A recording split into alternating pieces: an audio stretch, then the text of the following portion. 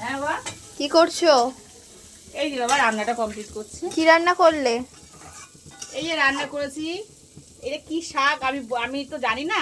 এই শাকটা তোমাকে বলতে হবে যে এটা কি শাক। কলই শাক।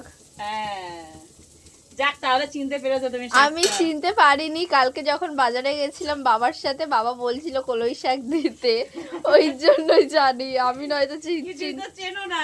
না। আর এই যে ডাটা ইসে দিয়ে টমেটো দিয়ে করেছি মুসুরির ডাল।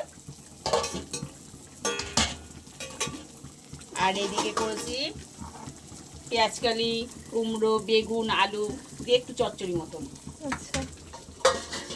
আর এদিকে হয়েছে আলুর দম। দেখো কেমন হয়েছে। এখনো তো তুমি কি খাবে আমি জানি না, তোমার জন্য আবার কি স্পেশাল করতে হবে।